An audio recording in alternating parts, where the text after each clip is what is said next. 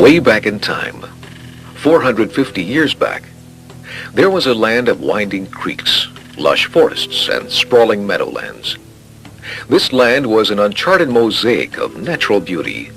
The many and various wild animals of the day roamed the forest freely, for there was always a natural spring or stream nearby to quench their thirst. The animals weren't the only ones to appreciate the natural blessings of this land. The red man felt one with the land upon which he lived. The Indians looked at their world and saw a kind of divine tranquility, a tranquility that was soon to end. In 1540, De Soto began his trek across southeast North America searching for gold. These pale faces weren't out to establish a reputation for congeniality, as the Indians quickly discovered, and battles soon claimed the lives of many Spaniards and Indians alike. Adding insult to injury, the Old World visitors brought Old World diseases to the Indian nation. As the germs spread, so did the graves of the Indians throughout the wilderness. This land of winding creeks and dense forests, of which we have spoken, was quickly repopulated with Muskogee Indians who migrated up from Central America. This was to be a paradise lost, for in 1811 the white man came exploring once more. This time their metal helmets were replaced with coonskin caps as hunters and pioneers from Tennessee, Georgia, and the Carolinas began to meander about the valleys and hills. These young Daniel Boones found Indian villages situated near rivers, creeks, and springs. Narrow paths connected these mud-thatched towns. Since the pioneers were not yet trying to claim homesteading land, the Indians allowed them to hunt freely within their forests. When the United States and England got back into war in 1812, the British saw an opportunity to feed upon the fear certain tribes had for the advance of the white man into their land. The British promised to help the Indians keep their land in exchange for their help in fighting the Americans. Many of the Creeks allied with England, and they became known as Red Sticks. Most of the Creeks were still hesitant to start warring with those whites, who were now trying to homestead. But then the great Shawnee chief Tecumseh visited the area. Tecumseh believed in a great Indian alliance devoted to driving out the white man. He was a great persuader. He talked. The Creeks tomahawked, right through the scalps of some of the first settlers. The battles of Burnt Corn Creek in 1813 and the Fort Mims massacre that same year were powerful suggestions that the Indians of the area were like other tribes in the young nation, declaring nothing short of total war against the white man. At least this is how the U.S. government officials saw it. General Andrew Jackson was put in command of 2,500 troops and sent into the Coosa River wilderness to put a stop to the bloodshed. They cut a road known as Jackson's Trace through the forests right down along the Coosa. Along this route, near Canoe Creek, the Creek town of Littafatchee was discovered and destroyed. Jackson built Fort Strother along the Coosa's banks and used it as his headquarters during the Creek Indian War. This site lay well within the easternmost boundary of what was later to become known as St Clair County. Jackson, Old Hickory as he was called, fought mutiny and supply shortages in his efforts to manage his 3,000 to 5,000 troops stationed at Fort Strother. A maintained supply of 1,000 gallons of whiskey most probably helped him and his men tolerate the wilderness a bit more bravely. The unmarked graves of these soldiers remain until this day as the sole testimonial to their ever having stayed here. Despite the fact that great numbers of Creeks and Cherokees remained friendly toward the white settlers, with some even helping Jackson fight their Red Stick brothers, they were still forced into signing the Treaty of Fort Jackson. This treaty ceded Indian lands over to the federal government. Though the lands around what was to become St. Clair County now belonged to the U.S. government, the Creeks and Cherokees still remained there, with many fostering a strong contempt for the white man and his government. Those few whites who did try to settle here were sometimes scalped, tortured, or captured by some of the most hostile Indians. It is important to remember that many Creeks and Cherokees kept trying to live in peace with the first homesteaders. Sometimes peaceful Indians, along with the violent ones, were murdered or abused by the settling whites. Despite the violence of these times, homesteading began to accelerate in the St. Clair area. In 1814, Captain Edward Beeson, a Revolutionary War veteran, came into the magnificent valley at the foot of Chandler Mountain and made it his home. The house the Beeson family completed in the 1840s stands with such splendor that it's the crown jewel of the valley to this day. His family and their descendants rest in a nearby cemetery. On a little less permanent basis, you can rest at this old Beeson home, for it is now a bed and breakfast inn, open to visitors. One family of homesteaders met personal tragedy that had nothing to do with Indian conflict. In 1817, a wagon train from the Carolinas was passing through Lower Beaver Valley. In these wagons were the Newton and Ash families, heading west looking for homesteading land.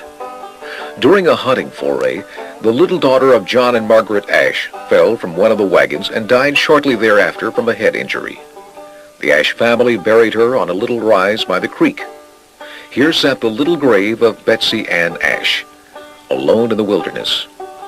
John and Margaret Ash could not bear to leave it behind, and decided to make their home within 500 yards of their little girl's final resting place. Their first cabin, built in 1817, still stands proudly in a grassy clearing near Betsy Ann's grave. When John Ash's in-laws moved into the cabin, he built a massive two-story home for his own family. Though finished in 1818, this house is still standing just off Highway 411 and looks much like it did the day it was finished. This same year, 1818, the Alabama Territory was created. Several counties were designated within this territory. Shelby County was one of these.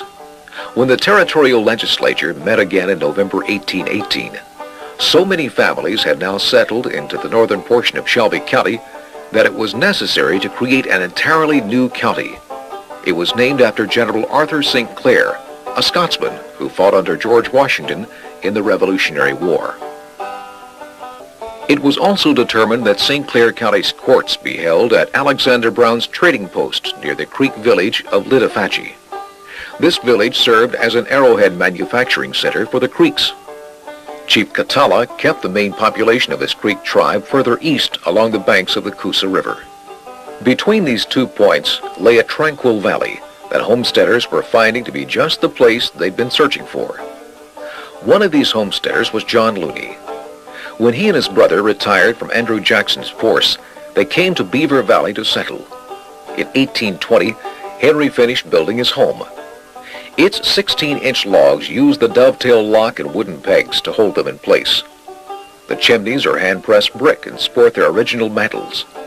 Today, the old steps still lead upstairs to the bedrooms, one of which now serves as a museum. In fact, the entire Looney home has been preserved and restored by the St. Clair County Historical Society, and today is open to visitors. History lovers will find this house is unrivaled in all of America for revealing the lifestyles of the pioneers of this era. To watch the flames flicker in the old Looney homestead is to reflect on the many joys and sorrows of the original dwellers of this grand old structure. The first settlers in St. Clair County pursued one basic career, that of farming, hunting, and stock tending to feed their families. Cooking was done on a huge fireplace in the kitchen, utilizing massive iron pots, cups, and utensils. Fire was created with flints. This technique was so laborious that when a fire went out at a homesteader's fireplace, they would go borrow a hot coal from a neighbor to rekindle it, provided they were lucky enough to have such a neighbor. Milk and butter was put into earthen or wooden containers and submerged in cool springs or wells. Meat was preserved by drying, smoking, salting, and then storing it in the old smokehouse. Vegetables and fruits were dried and stored in earthen pots. While John Looney's family was settling into their home, Bolivar and Sarah Eason and their children became the first white settlers in a community that was to become known as Easonville. It was situated on the banks of the Coosa River. By 1820, homesteading was taking place in every section of St. Clair County. Epps Moody built his log cabin near the center of the county. Other Carolina families moved in around him, creating Odenville, just a few miles from the village of Moody, Branchville to the northeast, and Big Spring to the west. The natural springs of this area were an unending source of clean water for drinking, cooking, and washing. This was particularly true in the southeastern section of the county, where pioneers began homesteading as early as 1817. By the time Thomas King's family moved here in 1820, the Big Spring community was starting to bubble forth with people, just like the town spring bubbled forth sparkling clean drinking water to be enjoyed by its populace. Big Spring became Springville in 1834. By 1822, St. Clair County's residents saw a crude network of roads beginning to connect their communities and realized an immediate need for those social organizations that enabled families to live together in peace and prosperity. Asheville saw the erection of a log county courthouse, jail, and general store, which also served as a post office. Stagecoaches were now traveling regularly between Asheville and Huntsville. Jacob Green's house was a famous stop along this route. The early settlers brought their faith with them into St. Clair County, so Reverend Hearns found it easy to establish a Methodist society around Asheville in the 1820s. These Methodists worshipped in the Mount Pleasant Meeting House until they built their own church in 1854. Over in Steele, Dearman's Chapel and Union Methodists were organized in 1820. The Baptists built their church between 1840 and 1850. About this time, during this democratic establishing of churches, a very undemocratic event occurred.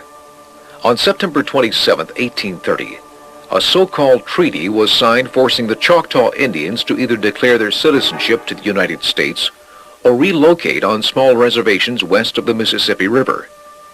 Many who declared their citizenship were never given the land grants they were promised. Within just a few years, the Creeks and Cherokees were forced off their lands in much the same manner. This long, humiliating trek from the southeast onto barren reservations in Arkansas and Oklahoma became known as the Trail of Tears. Many older American history books fail to devote much attention to this tragedy. But a greater problem than inaccurate history books is that of no history books. History books were a rarity in the first St. Clair County schools, which were really little more than log cabins. They usually had a dirt or boarded floor and maybe a wood stove for heat. Villages were hard-pressed to recruit a teacher to move to the area to educate their children. From about 1825 to 1840, the quality of life began to reach quite a higher level for many of the county's first homesteaders. People were showing faith in their families' futures by constructing homes of much splendor. The town square in Asheville had quickly constructed mansions, almost forming a wall around it. There was the Embry home, the Byers house, Collins home, Pickett home, and later on in 1852, the Inzer home. Beaver Valley saw the Yarborough home built in 1825 and the Phillips home completed in 1847. St. Clair County settlers were now becoming more than dirt farmers and game hunters. The arrival of lawyers, teachers, bankers, physicians, shop owners, and government officials began to change things. Dr. Bothwell and Dr. Farrar set up medical practice just off Asheville's town square. Judge Inzer practiced law while Dr. Bass ran a drugstore out of the same Asheville building. As the population of Asheville became significant around 1844, the decision was made to build a new brick courthouse. The bricks were formed and dried in wooden molds. One of these molds, as well as countless other early Asheville artifacts and documents, are now on display in the museum adjoining the Asheville Public Library. Other historical papers are available for viewing nearby in the courthouse. By 1830, St. Clair County became a commercial and social structure that not only communicated within its own boundaries, but with the rest of the nation as well. Old Jacob Green recognized ferry service across the Coosa would quicken the transport of mail into and out of the county. He docked his ferry at a point on the river that was to become known as Greensport. While Green's ferry successfully carried people, mail, and dry goods across the river, flatboats began to move the same baggage down the Coosa. Without engine power or the necessary current, these little crafts could never move back upstream. Most folks think of the Mississippi River when they think of steamboats. However, by the 1850s, steamboats were also churning the Coosa between Greensport and Rome, Georgia. Though their primary purpose was to carry cotton, farm produce, and mail, they also were a great source of recreation for the wealthy. Affluent citizens of the day often enjoyed riverboat excursions that featured dining, dancing, and popular games of the day. The image of steamboats is one of the most charming in the Old South. Their presence was certainly a direct result of the massive farms the settlers were establishing in the 1830s and 1840s. A not-so element of these, an element in many farms was slavery. By the 1850s, there were over 2,000 black slaves in St. Clair. Like few of the wealthiest Creek Indians, U.S. stayed in St. Clair County. Many of the slaves were brought in by those who settled at Easonville. These particular homesteaders, for the most part, came into the county with wealth. Their big homes, fine furniture, musical instruments, and other articles of culture made Easonville at the top of the social ladder of the county's communities. Over in Asheville, things were getting a bit sophisticated also. Merchant Moses Dean even went so far as to have a massive rock brought to the foot of his store solely for the purpose of enabling his lady customers to mount their horses more proper-like. Unfortunately, the rock lost some of its class when it became an auction block for slaves. Today it is still right here in Asheville, a witness to countless good times and bad. The contrasting purposes for a single large rock were poetically symbolic for the tragedy that burst onto the American scene in 1861. The comforts of the white settlers were no longer to be sustained by acts of human slavery. The first shot of the Civil War was fired at Fort Sumter in 1861, but it was quickly felt by the families of St. Clair County.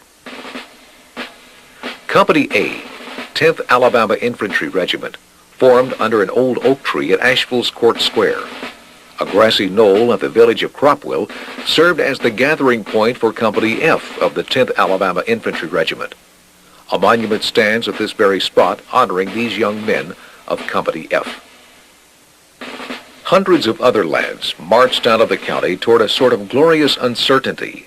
Places like Spotsylvania, Gettysburg, and Appomattox showed them one certainty: war scoffs at glory. 26 of Company A's 103 men were killed in battle. Others died from disease. Still others lived through or succumbed to the horrors of a prisoner of war camp. Just listen to a passage from John Inser's diary, written while he was in a Union prison at Johnson's Island. Tuesday, December 13, 1864. Part of prisoners tried to scale the wall last night. Some went over, some turned back. Lieutenant Bowles killed at fence. Many shots fired. John Inser was lucky. He made it back to Asheville in one piece. Over in Steele, some families watched sons return from the war wearing gray. Others had sons return wearing blue. Not unlike many communities in north central Alabama around 1861, there was a division of loyalty toward the Union and the Confederacy. St. Clair County was an easy victory for the Union forces moving through to join General Sherman in Atlanta. A Union officer wrote in his diary, "The men marched into Asheville in the morning and remained for several hours, getting the horses completely shod while there. All places of business were closed, and most of the citizens had fled in terror at the approach of the dreaded Yankees." Today, the older cemeteries of St. Clair County are a haunting roll call of the fallen from almost every major battle of the Civil War. And so with 1865 came a new era for the county. The slaves were freed, although many weren't quite sure what to do with their newfound rights. Freedom for all from intimidation and exploitation certainly wasn't the order of the day. The carpetbaggers swarmed into the Reconstruction Era of the South like starving locusts swarm a field of grain. The failure to provide the freed slaves with any economic base from which to grow, coupled with the ruthless ambitions of northern investors toward economic opportunity in the defeated South, led to a simple struggle of survival for all Southerners. The poverty of the defeated was immense. Families now brewed burnt corn in place of coffee. They preserved meat with remains of salt found under their smokehouses. Land and goods were also the ill-gotten booty of carpetbagger swindlers. Other forms of thievery were committed by Northern visitors who sincerely believed the South needed to be made over their way if it was to prosper at all. To them, the chance to gain power and wealth in a defeated South was a necessary element for achieving a new prosperity. By the early 1870s, freed slaves were finally starting to rent some plots of land from their old plantation owners. Many prospered to a point where they would actually buy their own modest farms. Tenant houses and two-horse farms appeared where once there were plantations. Store owners, bankers, lawyers, newspaper publishers, and doctors prospered. Small towns were born, with whites and blacks moving in to create a totally new form of self-sustaining economies. In 1866, a few creative Southerners formed ties with Northern investors and shrewdly looked at the growing network of Southern towns that were poised for harvesting the natural resources of the area. In 1870, the Alabama Great Southern Railroad was built through St. Clair County. The community of Steele built a hotel beside it. It still stands. Down in Jones Valley, two new railroads crossed and the city of Birmingham was well on its way to becoming an industrial giant. The de Barnleben family not only helped build Birmingham, but was instrumental in creating the St. Clair County towns of Margaret and Akmar, explicitly for mining the rich St. Clair coal that would help build Birmingham steel furnaces. In 1907, passenger service was established from Atlanta through the county into Birmingham. Where the rails passed by the Coosa River, there rose the town of Riverside. It was home for several prosperous lumber mills. Logs were floated downriver to the Riverside mills and then shipped by train throughout the states. The Coleman and Morris homes are well-preserved proof of the early significance Riverside played in the county's economy. Over in Raglan, brick making and cement production led to the chartering of the Bank of Raglan. Raglan brick is contained in the homes and buildings of many of our fellow Americans throughout the nation. In 1900, the railroads were merging at several points in St. Clair County. One such place was Pell City. With its 3 railroads, Pell City quickly caught the eye of investors. Streets were built. More houses went up. New residents found it difficult to transgress massive Backbone Mountain to reach the county seat of Asheville. To make things easier, an ordinance was passed in Montgomery that made Pell City a branch county seat. Up went a new courthouse, along with some new businesses like the Pell City Manufacturing Company, the First National Bank of Pell City, and the John Blair McAfee Company. The first sawtooth cotton mill in the South was built in Pell City in 1902. Within 1 year, it brought 1,500 new citizens to town. In 1919, Pell City Manufacturing became Avondale Mills and quickly established itself as the county's largest employer. Yes, both St. Clair County and Pell City's populations had really grown by 1918. Then came World War I. In proportion to population, only one other town in the United States provided more soldiers to the struggle than did Pell City. The war passed. Many died. Others returned home to continue what was left of their lives. It can be said the 20s was the decade of the automobile. Farmer and townsman alike came to know the roads of St. Clair County, as well as they knew the names of their own children, who often sat behind them on those dusty, sputtering excursions. The hot sulfur baths of Cook Springs Resort was now within reach of fun-loving people from all over, including nearby Birmingham. St. Clair Springs was also a center for these new mobile merrymakers. Besides enjoying its healthy mineral springs, visitors could also indulge in dancing and good eating at the resort hotel and cottages. On Kelly Creek, Camp Winnetasca became a good times haven for Boy Scouts and Boys Club members. As with the rest of America during the 20s, businesses of all kinds were flourishing in St. Clair County. The quality of life improved with the arrival of the telephone and electricity. But the real shock lay just ahead.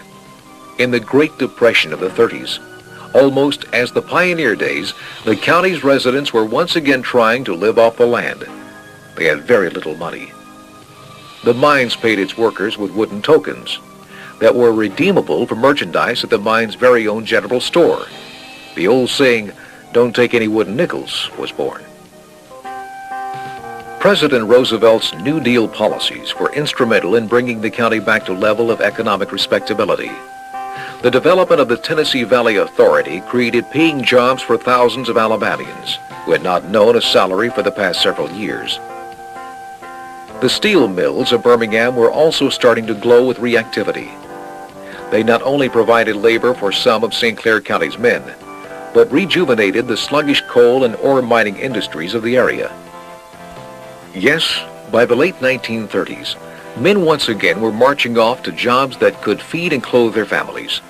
Thousands of miles away, on another continent, large masses of men were also marching ruthlessly across the borders of defenseless nations in an effort to claim conquered territory for a deranged Führer. Men and women of St. Clair County boarded trains at Pell City and nearby Leeds and headed to Europe, North Africa, and the Pacific to stop the world domination ambitions of the Axis powers. For hundreds of St. Clair citizens, the defeat of world tyranny was paid for with their lives. Those that made it home alive were eager to get back to their businesses, farms, or labor positions. The post-war era saw the county build newer and better schools, larger churches, more modern public buildings, and innovative businesses. Despite the accepted use of natural gas bringing about the closing of the Alabama Fuel and Iron Company in 1950 and loss of more young lives in Korea and Vietnam, St. Clair County observed a moderate growth through the 50s and 60s. In 1968, Alabama Power altered the flow of the Coosa River with a large dam and consequently altered the economic structure of the county. The resulting Lake Logan Martin brought thousands seeking its boating, skiing, and fishing charms. Many built homes by the lake and hung their hats. Today, the recreational appeal of St. Clair County is truly one of its strong points. It attracts sportsmen, sun lovers, and retirees alike. The county has now become a naturalistic and economic haven, offering so much for those who truly want to experience a quality lifestyle. There's horse breeding and training farms from one end of the county to the other. Cattle and crops can be found in the valleys and flatlands between. Those that love camping have their choice of accommodating campgrounds. Wilderness areas, housing divisions, industrial and recreational parks coexist in a clean and conscientious environment. Even Interstates I-20 and I-59 seem as much as four-lane nature trails as they are highways. Small-town courtyards still thrive, as does Main Street, USA. Along with the old homes, museums are well maintained to reward the curious as well as the serious history buff. The Cherokees are currently planning to create a cultural center and living village near Camp Winnetasca. St. Clair County's first white settlers would certainly be proud of the care that has been taken for their old homesteads. And we certainly should be proud of these first citizens and their history, for it is actually our own history here in this most unique and scenic county. Perhaps this realization explains the enthusiastic centennial celebration by the Pell City folks in 1990. To research and explore St. Clair County's history is to get into the hearts and minds of those who came before us. The result is a greater understanding of ourselves and our place in society. Such a journey is not only informative, but fun. To better understand the present, one must first have an understanding of the past. The St. Clair Historical Society invites you to take this journey by visiting one of the county libraries where this video will be available for checkout, along with books pertaining to the county and its cities. And the next time you are in Asheville, be sure to visit the Asheville Library's Museum and Archives Room.